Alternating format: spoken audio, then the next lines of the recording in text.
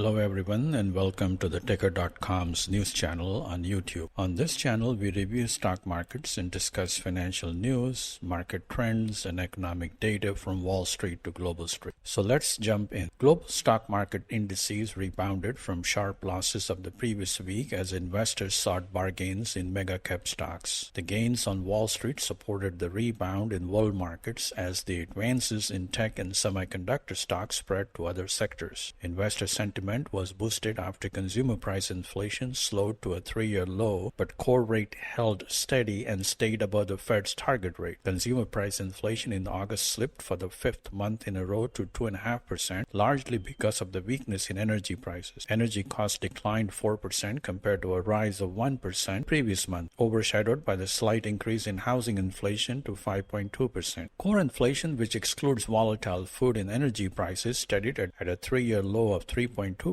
indicating a slow progress in weakening well-anchored inflation. After the inflation report, investors still held out for at least a 25 basis points rate cut next week. Despite the widely anticipated rate cut, inflation is well anchored in the economy and rates are far from restrictive, as the U.S. economy is still adding jobs above the long-term average and GDP is expanding at a faster rate than 2%. Moreover, an interest rate cut is not likely to alter the long-term structural issues with the economy, international trade competitiveness, widening inequality, and entrenched poverty. Producer price inflation, a measure of wholesale inflation, advanced 0.2% from the previous month in August. The rebound in services inflation contributed to the rise from downwardly revised flat rating in July. On an annual basis, producer price inflation slowed for the second consecutive month to 1.7% from 2.1% in July. The European Central Bank lowered its key lending rate by 25 basis points as widely anticipated. The Governing Council lowered its rates for the second time after cutting rates in June, reflecting the weakening inflation in the currency union. The main refinancing rate is now fixed at 3.65%, the deposit facility rate at 3.5%, and the marginal lending rate at 3.9%. ECB staff projected average inflation at 2.5% in 2024, 2.2%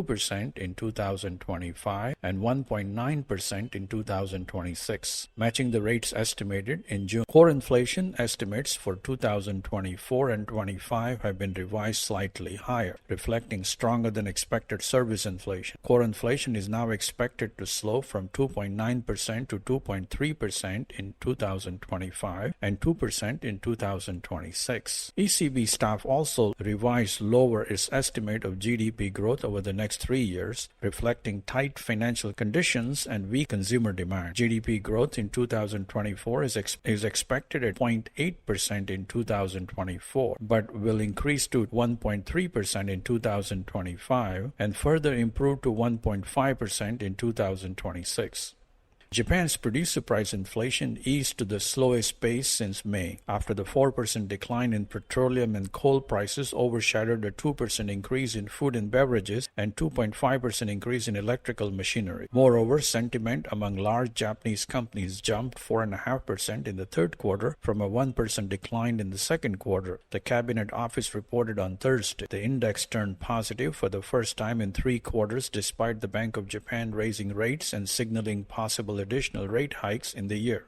China's exports to the U.S., European Union, and Association of Southeast Nations, also known as ASEAN region, continued to advance, reflecting its strong competitiveness and lack of alternatives for certain materials. Exports to the EU rose 13%, to the ASEAN region advanced 7.8%, and to the U.S. gained by 4.9%. Exports to the U.S. advanced for the third month in a row amid rising demand for electronics, industrial intermediary products, and higher prices driven by inflation. Despite rising geopolitical tensions, China's exports have continued to advance in 9 of the last 10 months, driven in part by a surge in exports of automobiles, consumer electronics, and ship vessels. India's inflation hovered around 5-year low of 3.6% amid a slight pickup in housing and apparel price inflation and a slight slowdown in food price inflation. Overall, food price inflation was 5.3%, driven by 5.7% inflation in rural areas and and 4.8% inflation in urban areas. Food items account for about 50% of India's overall consumer basket, making the overall inflation more volatile. Inflation stayed within the Reserve Bank of India's inflation range between 2% and 6%, but elevated food price inflation is likely to keep overall inflation near the upper end of the central bank's target.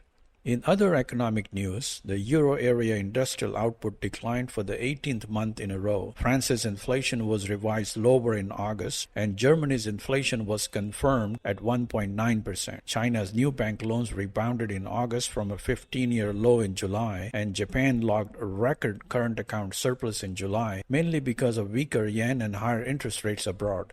Let us review key events in global bond, currency, and commodity markets last week. The yield on the 10-year U.S. Treasury hovered near 3.7%, and investors reaffirmed expectations of an aggressive rate cut despite mixed inflation reports earlier in the week. Texas crude oil prices fell 2% below $69 a barrel and declined for the sixth week in a row, but prices recovered from a loss of 6% after Hurricane Francine disrupted supply in the Gulf of Mexico region. Natural gas prices in Europe fell 3% to 38 euros per megawatt hour as traders debated the demand-supply outlook and weighed production outages in Norway against the cooler weather forecast in the region. The euro hovered at 1.1 amid rising expectations of dovish U.S. monetary policy after the European Central Bank lowered its key lending rate by 25 basis points. The yen strengthened to 140.50 against the U.S. dollar and gained for the second month in a row as Bank of Japan officials reiterated a hawkish outlook. We now shift our attention to major stock markets in the U.S., Europe, and Asia. The S&P 500 index and the Nasdaq Composite soared as much as 5% as investors intensified their bets on jumbo-sized rate cut by the U.S. Federal Reserve next week after inflation slowed in August. European markets jumped between 1 and 2% after the ECB lowered its rate by 25 basis points and did not provide clues on future rate paths. The Nikkei 225 stock average rebounded 3%, tracking gains in New York, but gains were trimmed after the yen strengthened to this year's high following hawkish comments from the BOJ official. Hong Kong indices and mainland China indices struggled amid lingering economic weakness after inflation data suggested deflationary conditions, despite solid growth in exports in August. Indian market indices rebounded, tracking gains in global markets, and consumer inflation held steady in August, and industrial output slightly accelerated in July. Let us shift our attention to merger deals, market movers, and earnings updates from leading companies last week. Adobe declined 9%, and the software company reported better than expected fiscal third quarter results, but the company's current quarter outlook fell short of market expectations. Oracle jumped 10%, and database developer and cloud infrastructure company reported better than expected quarterly results. Nvidia rose 3%, and the company's chief executive said in a conference organized by Goldman Sachs that the demand for its advanced chip Blackwell is strong, and the company plans to accelerate its production beginning the fourth quarter. Oxford Industries dropped 3% after the parent company of retailer Tommy Bahama reported weaker than expected quarterly results. Southwest Airlines dropped 4%, and the regional airlines chairman Gary Kelly plans to retire next year after activist investor Elliott Investment pushed for a leadership change. Alaska Air, the regional airline, lifted its third quarter profit outlook, citing strong demand in the summer travel season. GameStop Corporation dropped 11%, and the video game retailer reported sharply lower revenue in its latest quarter. Dave & Buster's jumped 14% after the entertainment company reported better than expected quarterly results. Commerzbank in Germany soared 17%, and the German government agreed to sell its 4.5% stake in the bank to Italian lender UniCredit. Inditex increased 4% after the Spanish apparel company reported strong first-half results. Unilever, the consumer product maker, launched the second and final phase of its €1.5 billion stock buyback plan. Alibaba Group edged up as mainland investors snapped up $1.3 billion worth the company's stocks on the first day of trading on the Stock Connect. In the week ahead, investors are looking forward to rate decisions and economic projections from the U.S. Federal Reserve. Investors are hoping that the central bank will lower rates by 25 basis points and also guide several additional rate cuts in the remaining 3 months. In Europe, the Bank of England is expected to hold its rate steady after lowering rates last month, and investors are awaiting the release of retail sales in the UK and inflation updates in the Eurozone and Italy. In Asia, the Bank of Japan is likely to hold its interest rate steady, and investors are looking forward to the release of international trade and inflation data. Financial markets will be closed on Monday and Tuesday for Mid-Autumn Festival in China. India is set to release its wholesale price inflation in the week ahead. You can review daily U.S. and global financial market news, stock movers, earnings releases, SEC filings, and economic updates on ticker.com and 123jump.com. You can find the latest financial books on Redera.com, keep up with financial industry events on eventsinamerica.com, review ETF and mutual fund performance and in-depth profiles on tickerfunds.com, and review market updates and stock movers in India on niveshak.in. That is all for today, and we will see you next